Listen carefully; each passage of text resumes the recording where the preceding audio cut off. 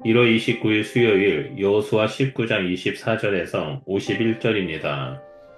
다섯째로 아셀 자손의 지파를 위하여 그 가족대로 제비를 뽑았으니 그들의 지역은 헬갓과 할리와 베덴과 악삽과 알람멜렉과 아맛과 미살이며 그 경기의 서쪽은 갈멜을 만나 시홀 림낫에 이르고 해 뜨는 쪽으로 돌아 벳다곤에 이르며 스불론을 만나고 북쪽으로 입다엘 골짜기를 만나 베게멕과 느이엘에 이르고 갑을 왼쪽으로 나아가서 에브론과 르홉과 함몬과 가나를 지나 큰 시돈까지 이르고 돌아서 라마와 견고한 성읍 두로에 이르고 돌아서 호사에 이르고 악십 지방 곁 바다가 끝이 되며 또 움마와 아벡과 르홉이니 모두 22성읍과 그 마을들이라.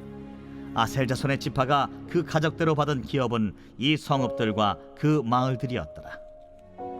여섯째로 납달리 자손을 위하여 납달리 자손의 가족대로 제비를 뽑았으니 그들의 지역은 헬렙과 사하난림의 상수리 나무에서부터 아담이 네겝과 얌리엘을 지나 라쿰까지요. 그 끝은 요단이며 서쪽으로 돌아 아스노 타볼에 이르고 그곳에서부터 훅곡으로 나아가 남쪽은 스불론에 이르고 서쪽은 아셀에 이르며 해 뜨는 쪽은 요단에서 유다에 이르고 그 견고한 성읍들은 시딤과 세르와 함맛과 라갓과 긴네렛과 아다마와 라마와 하솔과 게데스와 에드레이와 엔하솔과 이론과 믹다렐과 호렘과 벳아낫과 벳세메스니 모두 19성읍과 그 마을들이라. 납달리 자손의 지파가 그 가족대로 받은 기업은 이 성읍들과 그 마을들이었더라. 일곱째로 단 자손의 지파를 위하여 그들의 가족대로 제비를 뽑았으니 그들의 기업의 지역은 소라와 에스다올과 이르세메스와 사알라핀과 아얄론과 이들라와 엘론과 딥나와 에그론과 엘드게와 기쁘돈과 바알랏과 여훗과 브네브락과 가들림몬과 메알곤과 락곤과 요빠 맞은편 경계까지라. 그런데 단자손의 경계는 더욱 확장되었으니 이는 단자손이 올라가서 레셈과 싸워 그것을 점령하여 칼날로 치고 그것을 차지하여 거기 거주하였습니다. 그들의 조상 단의 이름을 따라서 레셈을 단이라 하였더라. 단자손의 지파가 그에 딸린 가족대로 받은 기업은 이 성읍들과 그들의 마을들이었더라. 이스라엘 자손이 그들의 경계를 따라서 기업의 땅 나누기를 마치고 자기들 중에서 눈의 아들 여호수아에게 기업을 주었으니 곧 여호와의 명령대로 여호수아가 요구한 성읍 에브라임 산지 딥낫 세라를 주매 여호수아가 그 성읍을 건설하고 거기 거주하였더라.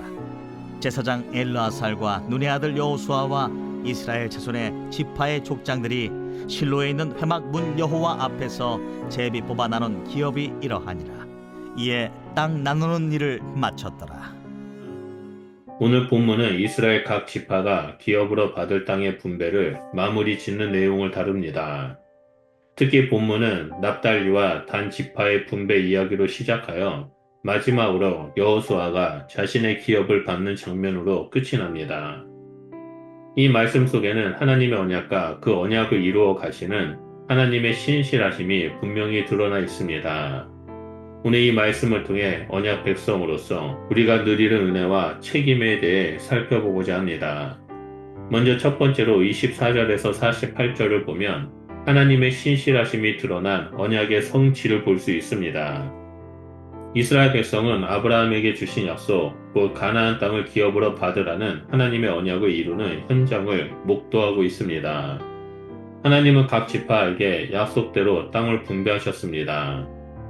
납달리와 단 지파가 받은 땅을 보면 지역의 크기나 환경이 다름에도 불구하고 하나님께서 그들에게 꼭 필요한 것을 주셨음을 알 수 있습니다. 납달리는 비옥한 땅과 전략적인 위치를 받았고 단 지파는 좁은 땅을 받았지만 결국 확장하여 기업을 확보했습니다. 이 모든 것은 하나님의 계획 속에 이루어진 것입니다. 우리가 기억해야 할 것은 하나님께서 우리 각 사람에게도 마찬가지로 고유한 기업을 주셨다라는 사실입니다. 하나님은 우리의 형편과 상황을 아시고 우리가 감당할 수 있는 축복을 주십니다. 이는 우리가 하나님의 신실하심을 신뢰하며 감사로 나아가야 할 이유가 됩니다. 또한 우리가 받은 축복은 우리의 유익뿐 아니라 공동체와 하나님의 영광을 위해 사용하라고 주어진 것임을 깨달아야 합니다. 둘째로 49절에서 51절을 보면 여호수아가 받은 기업 섬김의 보상에 대해 나옵니다. 본문의 마지막 부분은 여호수아가 기업을 받는 장면으로 마무리됩니다. 여호수아는 지도자로서 이스라엘 전체를 위해 헌신하며 땅 분배를 마칠 때까지 자신을 위해 어떤 것도 요구하지 않았습니다. 그러나 마지막 순간에 하나님의 명령대로 여호수아는 자신이 요청한 딥나세라 땅을 기업으로 받습니다. 이 장면은 하나님 나라에서 섬김의 원리로 보여집니다. 여호수아는 자신의 유익을 먼저 구하지 않았고 공동체를 위해 자신을 희생했습니다. 그 결과 하나님은 그에게 합당한 보상을 허락하셨습니다. 예수님께서도 먼저 된 자가 나중되고 나중된 자가 먼저 될 것이다 라고 마태복음 20장 16절에 말씀하셨습니다. 우리가 하나님과 교회를 섬길 때 우리의 헌신은 결코 헛되지 않음을 확신해야 합니다. 우리 삶 속에서도 작은 섬김과 헌신조차도 하나님 앞에서 큰 의미를 가지고 있으며 하나님께서는 우리의 수고를 잊지 않으십니다. 세 번째로 언약의 백성으로서의 우리의 역할입니다.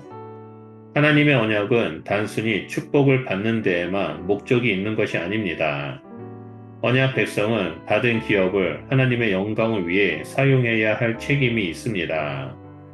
납달리와 단 지파의 이야기는 우리가 어떻게 하나님의 뜻에 따라 우리의 삶과 자원을 사용할 것인지를 보여줍니다. 납달리는 자신이 받은 땅을 통해 이웃과의 관계를 확립하고 단 지파는 확장의 기회를 통해 하나님의 약속을 실현했습니다. 오늘날 우리의 기업은 단순히 물질적 재산이 아닙니다. 하나님은 우리에게 은사와 기회 그리고 복음을 맡기셨습니다. 우리는 이 모든 것을 하나님 나라를 확장하는 데 사용해야 합니다. 하나님께서 주신 삶의 자리에서 어떻게 하나님의 뜻을 이룰 수 있을지를 끊임없이 묵상하고 실천해야 합니다. 우리의 시간, 재능, 물질은 하나님께서 우리에게 맡기신 기업입니다. 그 기업을 통해 하나님의 뜻을 이루고 이웃을 섬기며 복음을 전하는 삶을 살아야 합니다. 나아가 이 모든 것이 하나님의 은혜를 주어졌음을 잊지 말고 겸손과 감사의 자세로 나아가야 합니다. 마지막 넷째로 언약의 하나님과 우리의 소망입니다. 마지막으로 본문에서 드러나는 하나님의 언약은 단지 과거 이스라엘에게만 국한된 것이 아닙니다. 이는 오늘날 우리에게도 동일하게 적용됩니다. 하나님은 예수 그리스도를 통해 새로운 언약을 우리와 맺으셨습니다. 이 언약은 우리의 죄를 용서하시고 영원한 생명을 주시는 언약입니다. 하나님께서 여호수아와 이스라엘 백성에게 하신 약속을 이루셨듯이 오늘날 우리에게도 신실하게 약속을 이루어 가십니다. 하나님께서 다시 오셔서 완전한 하나님 나라를 이루실 그날을 소망하며 현재 우리의 삶 속에서 하나님의 약속을 신뢰하며 나아가야 합니다. 여호수아 19장 24절에서 51절 말씀은 하나님이 자신의 언약을 신실하게 이루시는 분임을 증거합니다. 또한 하나님께서 우리 각자에게 은혜로 기업을 주셨음을 상기시킵니다. 우리는 받은 바 은혜에 감사하며 우리의 삶을 하나님의 뜻에 헌신하는 자들이 되어야 합니다. 우리 모두가 하나님께서 주신 기업을 충성되게 관리하며 그분의 영광을 위해 살아가는 언약 백성이 되기를 주님의 이름으로 축원드립니다. 기도하겠습니다. 신실하신 하나님, 우리에게 은혜로 기업을 주신 것을 감사드립니다.